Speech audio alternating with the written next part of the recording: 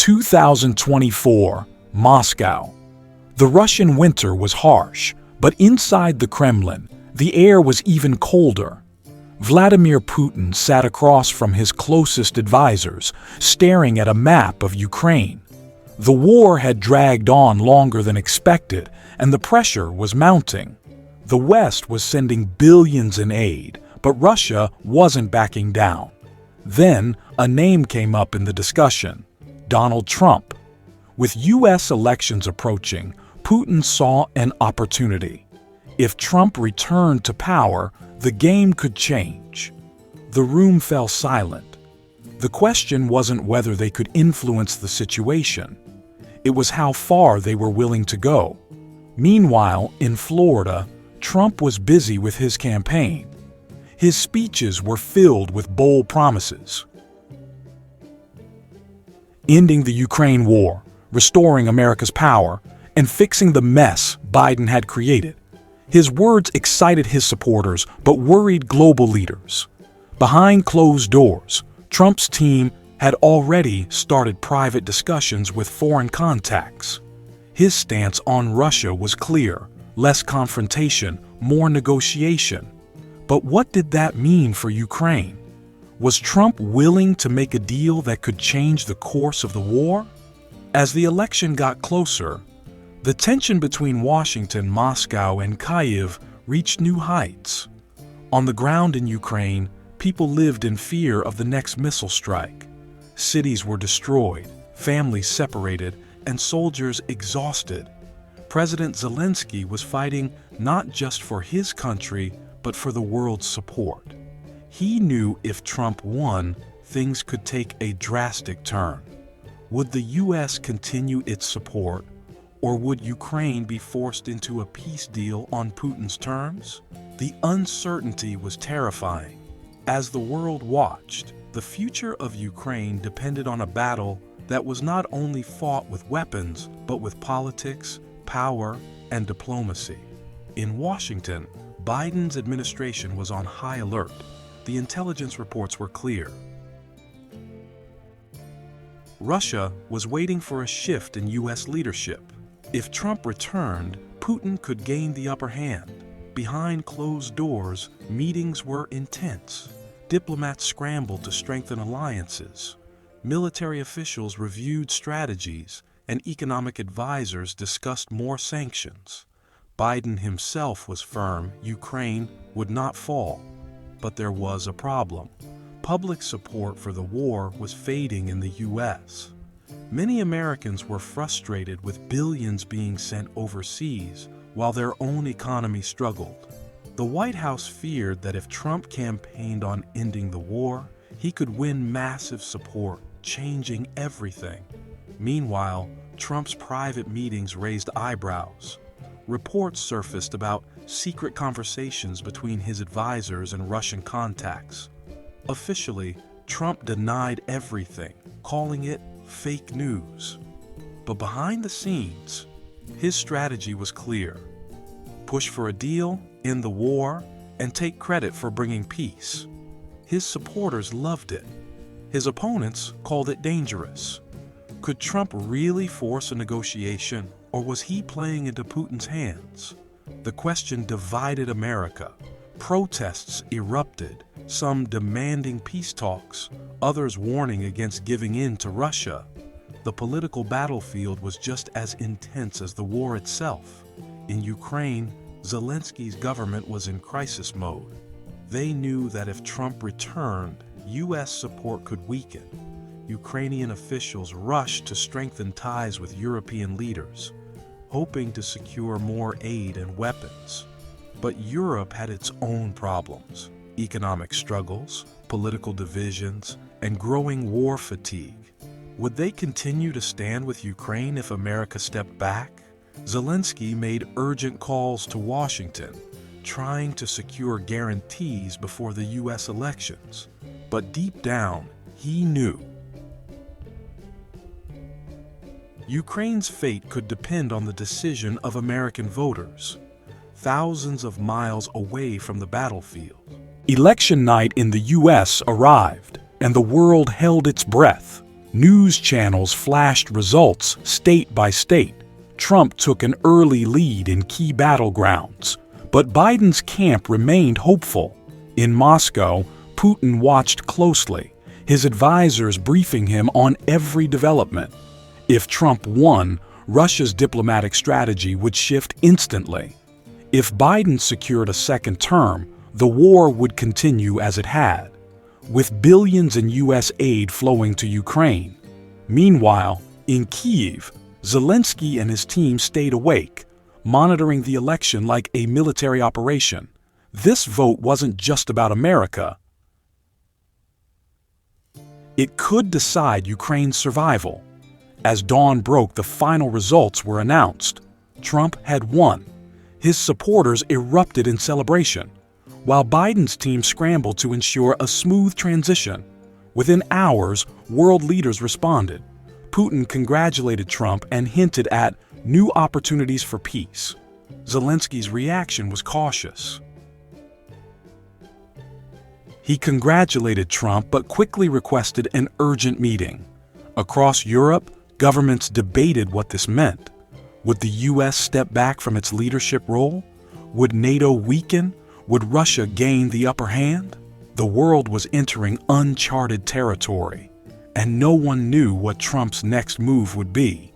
Trump wasted no time. His first speech as president-elect sent shockwaves. He declared that the U.S. would stop wasting money on foreign wars and focus on America first. He announced a high-level summit with Russia, signaling his willingness to negotiate. The stock markets fluctuated, military analysts speculated, and diplomats rushed to interpret his words. In Kyiv, the mood was tense. Was this the beginning of Ukraine's isolation? Or could Trump, against all odds, broker a deal that ended the war without betraying Ukraine? The world had changed overnight, and the next steps would determine the future of global power. Days after his victory, Trump made his first major announcement. He would send a delegation to Moscow to discuss a path to peace. The world was stunned. No U.S. president had engaged with Russia this directly since the war began. In Kyiv, Zelenskyy was alarmed. He requested a meeting with Trump, desperate to understand his position. But Trump's team remained vague. "We want peace," they said, without clarifying what that meant for Ukraine. European leaders were equally confused. Would Trump negotiate away Ukraine's land? Would he lift sanctions on Russia? The uncertainty sent shockwaves through NATO, with some allies already questioning U.S. commitment. In Moscow, Putin welcomed the development. For the first time in years, he saw an opportunity to dictate terms. The Kremlin issued statements praising Trump's realistic approach. Russian state media spun the narrative. America was finally seeing the truth, and Ukraine would have to accept reality. Behind the scenes, Russian diplomats prepared proposals. They wanted a ceasefire on their terms, Ukraine giving up occupied regions, lifting Western sanctions, and agreeing never to join NATO. It was a deal Putin knew Zelenskyy would never accept. But Trump? That was the real question. Would he push Ukraine into a settlement to claim a historic victory? As Trump's team finalized plans for the Moscow talks, tensions rose within the U.S. government. Many in Congress, including some Republicans, warned against giving Putin too much leverage. Intelligence agencies feared Russia was using the negotiations to buy time, regroup, and launch another offensive. But Trump remained firm. "We're going to end this war," he declared. "No more endless conflict." His supporters cheered, while critics warned he was walking into a trap. In Ukraine, soldiers on the front lines braced for what came next. Would they soon be ordered to stop fighting? Or would they be left alone to battle a strengthened Russia without U.S. support? As Trump's delegation landed in Moscow, the world watched anxiously. The meeting was historic. High-ranking U.S. officials sitting across from Putin's closest advisors. Cameras flashed as they shook hands. But behind closed doors, the real battle began. Russia laid out its demands. Ukraine must surrender Crimea and the occupied territories in the east. NATO must halt expansion, and sanctions must be lifted. In exchange, Russia would agree to a ceasefire. The U.S. team listened but remained non-committal. They needed Trump's final approval. Back in Washington, his advisors debated fiercely. Some argued that accepting Putin's terms would end the war and prevent further U.S. involvement. Others warned it would be seen as a betrayal of Ukraine and a sign of American weakness. Meanwhile, Zelenskyy was running out of options. He knew that if Trump cut support, Ukraine's military effort would suffer. He sent urgent messages to European leaders, pleading for increased aid. But many European nations were hesitant. Without U.S. backing, they feared the war would become unwinnable. France and Germany pushed for negotiations, while Poland and the Baltic states urged Ukraine to fight on. The unity that had defined Western support was cracking. And in Kiev, protests erupted. Some Ukrainians believed a negotiated settlement was better than endless war. Others saw it as surrender. The country was more divided than ever. And Zelenskyy faced the hardest decision of his life. Trump finally made his move. He announced that he would personally meet with Putin and Zelenskyy for a historic peace summit. The world was stunned. Could he really broker a deal? Some saw it as a bold move that could finally end the war. Others feared Trump would pressure Ukraine into accepting Putin's demands. As the summit date approached, tensions reached a breaking point.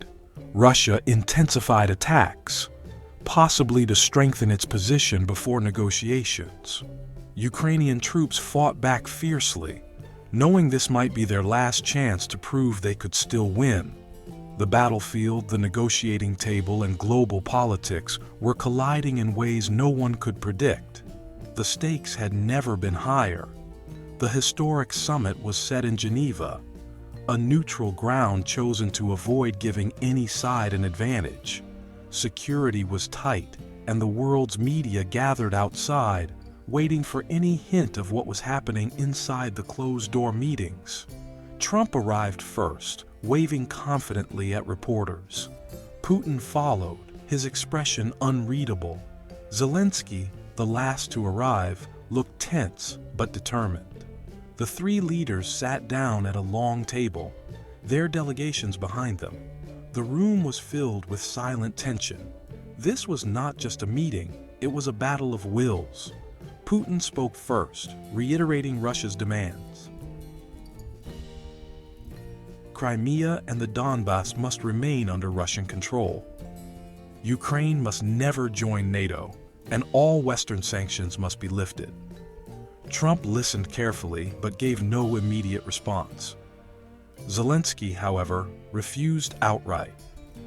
Ukraine will not surrender its land, he said firmly. The atmosphere grew colder. Trump leaned back, weighing his options. He wanted a deal, but he also wanted to avoid looking weak. What if we create a new agreement, he suggested. One that guarantees peace but also gives everyone something they want. His words were vague, but they sent a message. He was open to compromise, even if it meant forcing Ukraine into difficult choices.